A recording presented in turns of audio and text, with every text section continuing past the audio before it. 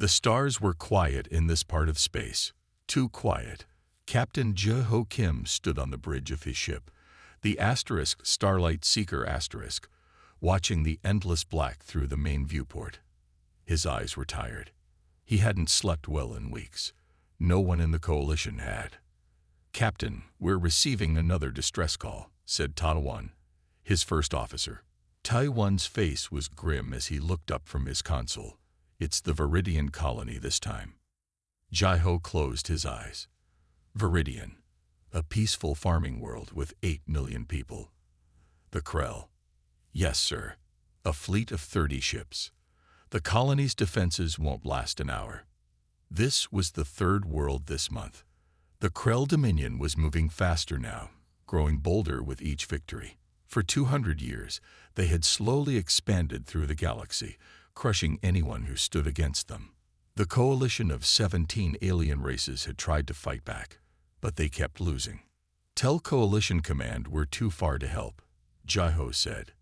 His hands tightened into fists. "And add Viridian to the list." The list, a record of all worlds lost to the Krell. It was getting very long. Commander Yuna stepped forward. She was the ship's tactical officer and one of Jai-ho's oldest friends. "Sir, the council meeting is starting in 5 minutes. They're waiting for your report." Jai-ho nodded and followed her to the communication room. The large screen showed 12 faces, the leaders of the Coalition Council. They looked worried. "Captain Kim, what news from the border sectors?" asked High Minister Rax, his blue scales reflecting the light of his own ship. "Minister, I've completed my 3-month patrol. The Krell have destroyed 4 major outposts and taken 7 worlds. They're moving in a clear pattern toward the core systems." Je-ho pulled up a star map showing red marks where the Krell had attacked. "At this rate, they'll reach Nebulon Prime within 6 months." Nebulon Prime, the coalition capital, home to over 30 billion people.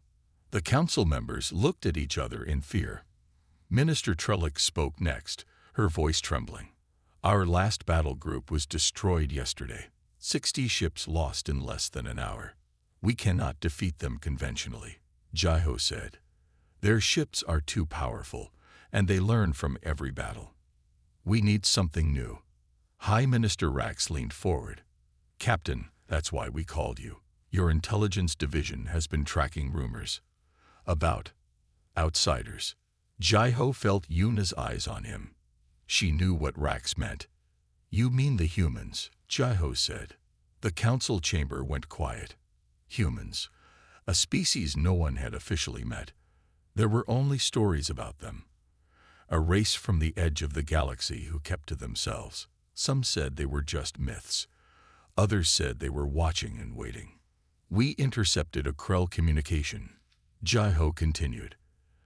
"They mentioned a small scout ship that escaped their patrol. The ship used technology the Krell had never seen before. They called the pilots humans." Minister Trellix looked skeptical. "Even if these humans exist, why would they help us?" "Because the Krell are everyone's problem," Jai-ho said. "And we're running out of options." High Minister Rax nodded slowly. "Captain Kim, we're giving you a new mission. Find these humans, see if they're real, and if they can help us. You leave immediately." 3 days later, Jai-ho's ship approached the coordinates where the human ship had been spotted. They were deep in uncharted space now. Dangerous territory. "Captain," Taiwan called out suddenly. "Krell warships coming out of hyperspace. 3 destroyers." Jai-ho jumped to his feet. "Battle stations. Evasive pattern Delta." The ship rocked as enemy fire hit their shields. Warning alarms blared across the bridge. "Shields at 40%. Yuna shouted. "We can't take another hit like that." Jai-ho looked at the star map. There was an unmapped nebula nearby. It might hide them long enough to escape.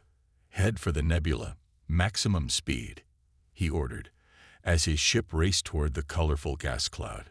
Jai-ho wondered if he would ever find these mysterious humans, or if they were already too late to save the galaxy from the shadow that loomed over them all. The shadow of the Krell. The Starlight Seeker limped through the purple mists of the nebula. 3 hours had passed since they escaped the Krell destroyers. The ship's engines whined with strain, and emergency lights flashed in the corridors. "Damage report," Jai-Ho ordered, wiping sweat from his brow. Tadawan looked up from his console with a grim face. "Not good, sir. Engines at 30% power. Life support stable, but our weapons are offline. Shields barely functioning." Jai-Ho nodded. The Krell had nearly destroyed them, if they hadn't reached the nebula when they did. "Any sign they followed us?" he asked. Yuna shook her head. "No, Captain. The nebula is blocking their sensors, just like it's blocking ours." They drifted deeper into the colorful gas cloud. The view outside was beautiful, but Jai-Ho had no time to admire it. They needed repairs, and they needed to continue their mission. Somewhere out here, humans might exist. The Coalition's last hope. "Sir," called out Tadawan suddenly, "I'm picking up something strange. A energy signature I've never seen before." Before Jai-Ho could respond, the ship jerked to a stop. The engines were still running, but they weren't moving. "What's happening?" Jai-Ho demanded. "Unknown, sir," Yuna replied, fingers flying over her console. "Some kind of force field. It's holding us in place." The bridge crew froze as a soft humming sound filled the air. A patch of empty space in front of the view screen began to shimmer. Then, like water rippling, the empty air transformed into a ship. It had appeared out of nowhere, as if by magic. It was unlike any vessel Jai-Ho had ever seen. Sleek and dark, with no visible weapons or engines. It simply existed there, holding them in place with invisible power. "That's impossible," whispered Tadawan. "Our sensors didn't detect it at all." A message appeared on their main screen. "Remain stationary, preparing to board." "They speak our language," Yuna said in surprise. Jai-Ho straightened his uniform. "If they wanted to destroy us, they would have done so already. Let's meet our visitors." 10 minutes later, Jai-Ho, Tadawan, and Yuna stood nervously in the docking bay. The airlock hissed open. A figure stepped through. It looked almost like many species in the Coalition. 2 arms, 2 legs, 1 head. But there was something different about it. The being removed its helmet. Jai-Ho gasped. The visitor had no scales, no fur, no tentacles. Just smooth skin and dark hair pulled back in a tight knot. "I am Commander Hannah Park of the Earth Reconnaissance Vessel * Silent Thunder *, the being said in perfect Coalition standard. "You are in restricted space. Humans," breathed Yuna. "You're real." Commander Hannah raised an eyebrow. "Last time I checked." She looked them over carefully. "You're running from the Krell. Your ship is damaged." "How did you know?" asked Tadawan. "We've been watching," Hannah replied simply. "We've been watching for a very long time." Jai-Ho stepped forward. "Commander, I am Captain Ji-Ho Kim of the Coalition Intelligence Division. We came looking for humans on purpose. We need your help." Hannah's face showed no emotion. "Many species need help against the Krell. We do not interfere." "The Krell have taken 7 worlds in the past month," Jai-Ho said urgently. "They'll reach our capital within 6 months. 30 billion lives are at stake. The entire Coalition will fall. And why should humans care?" asked Hannah. But Jai-Ho noticed something in her eyes, a flicker of concern. "Because if the Krell take the Coalition, they'll eventually find Earth too," said Tadawan. Hannah almost smiled. "You think we fear the Krell? That's interesting." She touched a device on her wrist. "Your ship needs repairs. We will bring you aboard the * Silent Thunder *. Then we can discuss this request for help." As they followed Hannah through the airlock, Jai-Ho felt both hope and fear. They had found humans at last. But would these mysterious beings help save the galaxy? Or would they remain hidden in the shadows while the Krell destroyed everything? He was about to find out. Jai-Ho had never seen technology like this. The inside of the asterisk, Silent Thunder asterisk, was spotless, with smooth walls that seemed to glow from within. There were no visible controls, yet doors opened as they approached. The few humans they passed wore simple dark uniforms and nodded respectfully at Commander Hannah. "Your ship will be repaired within hours," Hannah said as she led them to a large room with a round table. "Our systems are already working on it." "That's impossible," Todd once said. "The damage would take weeks to fix in our best shipyards." Hannah just smiled. "Please, sit." They sat at the table. A 3D map of the galaxy appeared above it, spinning slowly. Ji-ho noticed that human space was marked clearly, a small region at the edge of the galaxy. "You've been watching us for a long time," Ji-ho said, looking at the detailed map. "Why hide from the rest of the galaxy?" "We had good reasons," said a new voice. They turned to see an older woman enter the room. She wore a uniform with more markings than Hannah's, and she moved with the confidence of someone used to command. "Admiral Soo-jin Choi," she introduced herself. "Earth Defense Forces." Hannah stood straighter. "Admiral, these are representatives from the coalition." "I know who they are," said Admiral Choi, sitting down. "We've been monitoring your coalition for over 200 years. Ji-ho tried to hide his shock. 200 years. "Humans discovered faster-than-light travel 3 centuries ago," Choi explained. "We were eager to meet other life forms. Then we observed the Krell attacking the Mariax civilization." Yuna gasped. "The Mariax? They'd been extinct for generations." "Yes," Choi said grimly. "We watched the Krell destroy them.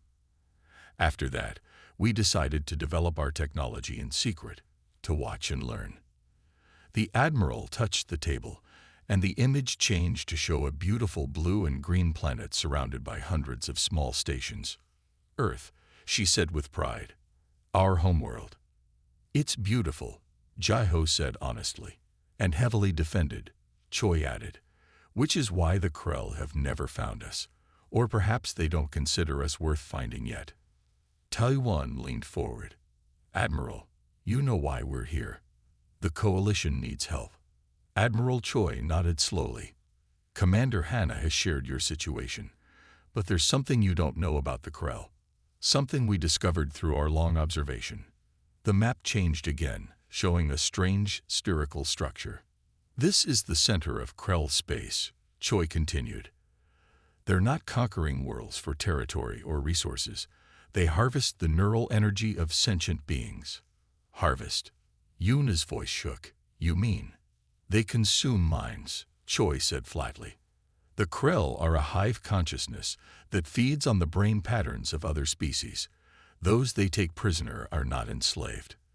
They're eaten." A heavy silence fell over the room. Ji-ho had suspected something terrible, but this was worse than he imagined. "How do you know this?" he finally asked. "We've sent stealth probes into their territory," Hannah explained. "Unmanned ships with technology even more advanced than this vessel." Admiral Choi stood up. "Captain Kim, I'm going to show you something few outsiders have ever seen." They followed her to a transport pod that shot through a tunnel at incredible speed. When they emerged, Ji-ho could only stare in amazement. They were inside Earth's moon, which had been hollowed out into a massive shipyard. Dozens of warships were under construction, but one ship dominated the view. A massive vessel with sleek lines and a hull that seemed to absorb light. "The EDF Thunderbolt," Admiral Choi said. "The most advanced warship humans have ever built." "It's incredible," Ji-ho whispered. "It's our answer to the Krell," Choi replied. "We've been preparing for war with them, but we weren't planning to engage for another 10 years. She turned to face Ji-ho directly. "Now you're asking us to fight before we're ready." Ji-ho looked at the impressive ship, then back at the Admiral. "The coalition has months, not years. We need help now." Admiral Choi's face was grim. "Then we have a very difficult decision to make." Admiral Choi called an emergency meeting of Earth's Defense Council. Ji-ho, Taiwan, and Yuna sat at the edge of the large room as 12 human leaders argued about what to do. "We're not ready," shouted an older man with gray hair. "The fleet is only at 60% strength. We need more time." "The Coalition doesn't have more time," countered a woman in a white uniform. "If the Krell consume their worlds, they'll be too strong for us to defeat later." Jai-Ho watched silently. These humans were so different from any species he had met. They were passionate and loud, arguing openly with their leaders. In the Coalition, such behavior would be unthinkable. A message alert beeped on Jai-Ho's communicator. His heart sank as he read it. "Admiral," he said, standing up. The room fell quiet. "I just received an emergency transmission from Coalition headquarters. The Krell have launched a major attack against our core worlds." He projected the message for all to see. The hologram showed massive Krell fleets moving toward the heart of Coalition space. "How long until they reach Nebulon Prime?" asked Admiral Choi. "At their current speed, 3 weeks," Jai-Ho replied. "Billions will die." The room erupted in heated debate again. Some humans wanted to help immediately. Others argued it was too dangerous. Then a new voice cut through the noise. "I volunteer." All heads turned to a tall man who had just entered the room. He wore a captain's uniform and had a stern face with kind eyes. "Captain Do-hyun Kang," Admiral Choi nodded. "What are you volunteering for?" "My ship, the Thunderbolt." Do-hyun stepped forward. "We're ready for combat now. One ship can make a difference while the rest of the fleet prepares." "One ship against the entire Krell armada," someone scoffed. "That's suicide." Do-hyun's face remained calm. "The Thunderbolt isn't just any ship, and my crew is the best we have." Admiral Choi looked thoughtful. "A limited engagement could work. The Thunderbolt could slow the Krell advance while we prepare our full response." "I want to show you something," Do-hyun said to Jai-Ho. "Come with me." 20 minutes later, Jai-Ho stood in awe on the bridge of the Thunderbolt. It was nothing like Coalition ships. There were no buttons or levers, just smooth panels that responded to touch and voice. "This ship has technology your people haven't even dreamed of," Do-hyun explained. "Quantum-based weapons that can tear through Krell shields. Adaptive defense systems that get stronger with each attack." He gestured to a glowing blue sphere in the center of the bridge. "And this is HFY, our tactical eye. She can process combat scenarios 1,000 times faster than any organic mind." The sphere pulsed. "Hello, Captain Kim," said a pleasant female voice. "I have analyzed all available data on Krell battle tactics." Jai-Ho shook his head in amazement. "Captain Kang, with respect, I don't see how even this impressive ship can stand against hundreds of Krell vessels."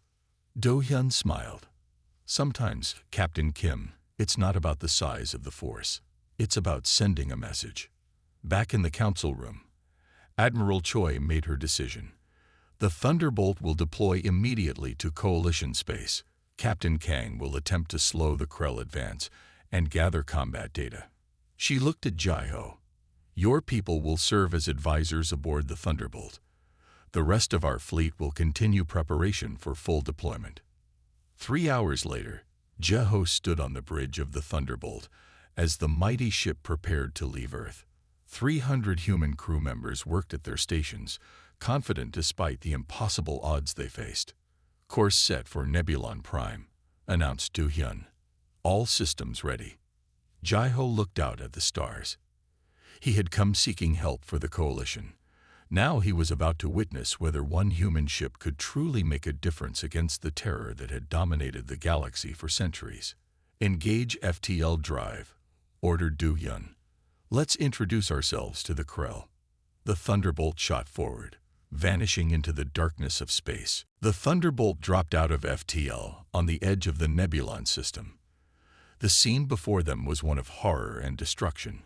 Hundreds of Coalition ships drifted in space, broken and burning. A massive Krell fleet of over 200 warships surrounded the beautiful blue planet of Nebulon Prime. "Status report," Captain Do-hyun ordered calmly. "Krell fleet has not detected us yet," reported Sung-min, the sensor officer.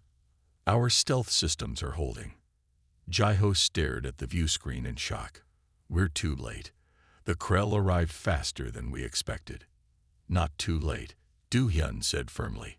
Athena, analyze the battlefield. The blue sphere pulsed. Analysis complete. 23 coalition ships still fighting. Krell forces are focused on breaking the planetary shield. Estimated time until shield failure, 47 minutes. Do-hyun turned to Jaiho. Is there anyone left in command of the coalition forces? Jaiho checked his communicator. Admiral Zentex is leading from the flagship Guardian *, but they're taking heavy damage.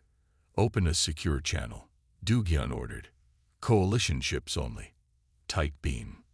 A moment later, the tired face of Admiral Zentex appeared on screen.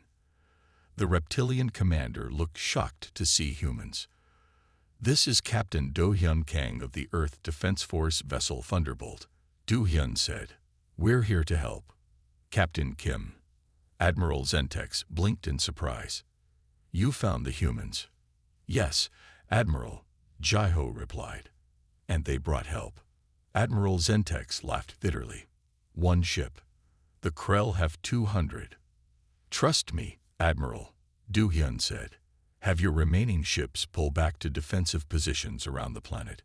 We're going to thin out the Krell fleet. Using their advanced stealth technology, Du-hyun positioned the Thunderbolt behind the Krell formation. The human crew moved with practiced precision, no one showing fear despite the overwhelming enemy force. All hands, battle stations, Du-hyun announced. Charge main quantum cannon. Target the Krell command vessels. The ship hummed with power. On the bridge, Jaiho felt his skin tingle as energy built up around them. Sir, said Taiwan nervously, what exactly does this quantum cannon do? Do-hyun smiled slightly. You're about to find out. Athena, drop stealth mode on my mark. Full power to forward shields. Target locked. Target locked, Captain, Athena replied. 5 Krell dreadnoughts in firing solution. 5. Jaiho gasped. At once. Do-hyun nodded. Mark. The Thunderbolt suddenly appeared on Krell sensors. Before they could react, a blinding beam of blue-white energy shot from the front of the human ship. It cut through space like a knife, passing through 5 massive Krell dreadnoughts in a straight line. For a moment, nothing happened. Then all 5 ships exploded simultaneously. The bridge crew cheered as Do-hyun calmly issued new orders. Evasive pattern Delta. Reload quantum cannon. Target next group. The Krell fleet, shocked by the sudden attack, turned to face this new threat. Their ships fired energy weapons at the Thunderbolt, but the human vessel moved with impossible speed, dodging most shots. The few that hit were absorbed by the adaptive shields, which glowed brighter with each impact.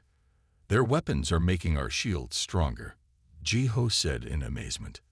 Adaptive defense, Do-hyun explained. The more they hit us, the more we learn to counter their energy signatures. The Thunderbolt danced through the Krell formation, its smaller conventional weapons firing with perfect accuracy. Each shot from the human ship disabled a critical system on a Krell vessel. Athena's voice was calm amid the chaos. Captain, the Krell are changing formation. They appear confused by our attack pattern. Do-hyun nodded. They've never faced anything like us before. Athena, predict their next move. Calculating. They will attempt to surround us in 3-dimensional space. Recommendation. Vertical climb followed by quantum cannon strike down their central axis. Do it, ordered Do-hyun. The Thunderbolt shot upward, then fired its main weapon again. Another line of Krell ships erupted in flames. The coalition forces, seeing the incredible display, rallied.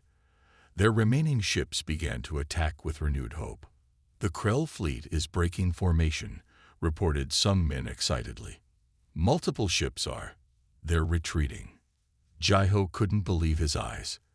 The Krell never retreat. Never. Yet it was happening. For the first time in recorded history, a Krell fleet was fleeing from battle, leaving behind dozens of destroyed ships. Admiral Zentex's voice came through the comm. Incredible. Who are you people? Do-hyun looked at Jai-ho. Tell him that humanity has entered the war, and we're just getting started. News of the battle at Nebulon Prime spread quickly through the galaxy. For the first time in centuries, people felt hope. The mysterious human ship had done what entire fleets could not. It had made the Krell retreat. Deep in Krell territory, something ancient and terrible stirred. The Krell Overmind, a vast intelligence that controlled all Krell ships and soldiers, focused its attention on this new threat. It had existed for thousands of years, consuming the minds of countless species. No one had ever truly challenged it before. Until now. On the Thunderbolt, Captain Do-hyun studied a star map with Jai-ho and Taiwan. They had spent 2 weeks attacking Krell supply bases and outposts, never staying in one place long enough for the Krell to trap them. The Krell are changing their patterns, Do-hyun said, pointing to movement indicators. They're pulling back from these sectors and concentrating their forces here. Jai-ho frowned. They're adapting to our attacks. Yes, agreed Athena, her blue sphere pulsing. The Krell collective intelligence is learning. But so am I. Each engagement provides more data on their tactics. Taiwan looked troubled. Captain, there's something I don't understand. If the Krell consume minds, why haven't they ever targeted humans before? That's a good question, Do-hyun said. Our scientists have a theory. Let me show you. He led them to the science lab where human researchers were studying Krell technology captured during their raids. A woman in a white coat greeted them. Dr. Min, Do-hyun nodded. Show them what you found. Dr. Min pointed to a screen showing brainwave patterns. These are normal coalition species brain patterns.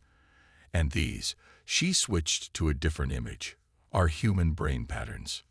The difference was obvious even to Jai-ho's untrained eye. Human patterns were more chaotic, less predictable. We believe our neural patterns are somehow resistant to Krell harvesting, Dr. Min explained. Our minds are too messy for them to process easily. Suddenly, alarms blared throughout the ship. Captain, to the bridge, came an urgent call. When they arrived, the tactical officer, Sung-min, was pointing at a large blip on the sensor display. Massive Krell ship just appeared, sir. Nothing like we've seen before. The view screen showed an enormous vessel, at least 10 times the size of the Thunderbolt. Its surface was covered with pulsing red lights. Athena, analysis, ordered Do-hyun. New class of Krell vessel, Athena reported. Energy readings indicate it is directly controlled by a fragment of the Overmind itself. Designation, Worldrender. They built a special ship just for us, Do-hyun said with grim satisfaction. We got their attention. The Worldrender fired, its beam narrowly missing the Thunderbolt as Do-hyun ordered evasive maneuvers. That weapon would have cut through our shields. Some men shouted. For the next hour, the Thunderbolt played a deadly game of hide and seek with the Worldrender. The human ship was faster, but the Krell vessel's weapons had incredible range. Finally, Do-hyun found an opening. Quantum cannon. Fire. The blue-white beam struck the Worldrender directly. But instead of exploding, the Krell ship absorbed the energy, its red lights glowing brighter. Impossible, gasped Taiwan. They've adapted to our main weapon, Do-hyun said. Prepare for emergency jump. The Thunderbolt escaped, but not before taking serious damage. As repair crews worked, Jai-ho found Do-hyun in his quarters, studying Krell data. They're learning too quickly, Jai-ho said quietly. Do-hyun nodded. Admiral Choi sent a message. The human fleet needs 3 more weeks to deploy. We don't have 3 weeks, Jai-ho replied. The Worldrender will hunt us down before then. Do-hyun was silent for a moment. Then he looked up, his eyes showing a dangerous determination. Then we need to buy that time, he said. And I know how. How? Asked Jai-ho. We take the fight directly to them, Do-hyun said. We're going to strike at the heart of Krell territory. Jaiho stared at him in shock. That's suicide. Maybe, Du Hyun admitted. But if we can hurt the Overmind itself, we might just save the galaxy. This is madness, Admiral Zentek said, his scaled face showing rare emotion. No ship has ever entered the center of Krell space and returned. The coalition leaders and the Thunderbolt's command crew were gathered around the conference table. Captain Du Hyun had just explained his plan. The Overmind is their weakness, Du Hyun insisted. If we can damage it directly, all Krell ships will be affected. Jaiho studied the star map showing their target, a region so deep in enemy territory it had never been properly mapped. Our repairs are complete, Du Hyun continued. The Thunderbolt has been upgraded based on what we learned from fighting the Worldrender. This is our best chance. 3 days later, the Thunderbolt jumped into the heart of Krell space. The ship was running silent, its stealth systems pushed to their limits. The crew was tense but determined. They all knew the stakes. Sensors active. Some men reported quietly. Something massive ahead. The view screen showed a sight that made everyone gasp. It wasn't a planet. It was a massive sphere built around a dying star, glowing with sickly red light. Countless ships moved around it like insects. A Dyson sphere, whispered Du Hyun. They've enclosed an entire star. The energy readings are off the charts, Taiwan said. That structure could power their entire empire. Athena's voice was solemn. Analysis suggests the sphere is not merely a power source. It is the physical housing of the Overmind itself. Do Hyun turned to Jaiho. We need to get inside that sphere. Inside? Jaiho asked in shock. How? A small team, using the stealth shuttle. Du Hyun pointed to a spot on the screen. There's a maintenance entrance there. Athena can guide us in while the Thunderbolt creates a distraction. An hour later, Jaiho found himself in a small shuttle with Du Hyun and 4 human soldiers. They wore special suits that blocked their life signs from Krell sensors. The Thunderbolt will attack the North Quadrant in 5 minutes, Du Hyun explained. When they do, we slip in through the south maintenance hatch. The plan worked perfectly. As the Thunderbolt began firing on the sphere's outer defenses, their small shuttle slipped through an unguarded entrance. What they found inside would haunt Jaiho's nightmares forever. The interior of the sphere was a vast biological computer. Trillions of pulsing tubes carried glowing fluid throughout the structure, and suspended in the fluid were brains. Countless brains from dozens of species, all connected to the central system. The Overmind, Du Hyun said grimly, a literal collective intelligence made from the minds they'd harvested. They moved carefully, placing quantum disruptors at key junction points. These devices would create energy pulses that would scramble the Overmind's processes. Captain, came Taiwan's voice over the comm. The Worldrender has arrived. It's leading a massive fleet against the Thunderbolt. How many ships? Du Hyun asked. Hundreds. Taiwan replied, his voice tight with tension. We can't hold them off for long. As they placed the last disruptor, Jaiho noticed something strange. The fluid tubes near human team members were changing color, from red to a sickly green. The system is reacting to your presence, he told Du Hyun. Something about humans is toxic to it. Du Hyun's eyes widened with sudden understanding. That's it. Athena, can you hear me? Yes, Captain, came the eye's voice. Implement Protocol Omega. Now. Captain, that protocol is only for extreme emergency situations, HFY cautioned. This qualifies, Du Hyun said firmly. Do it. Back on the Thunderbolt, surrounded by enemy ships, HFY initiated Protocol Omega. The ship began broadcasting a massive data package directly into the Krell network, the entire database of human culture, art, literature, music, and history. Inside the sphere, chaos erupted. The biological systems began to pulse erratically. Alarms sounded throughout the structure. What's happening? Jeho shouted as they ran back to their shuttle. Human minds are too chaotic for the Krell to process, Du Hyun explained, smiling grimly. We just fed the overmind everything that makes us human. Our contradictions, our emotions, our illogical, messy, beautiful thoughts.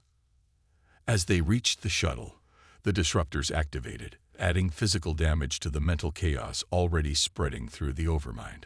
All personnel, return to ship immediately, came Ine's urgent call. The sphere is becoming unstable.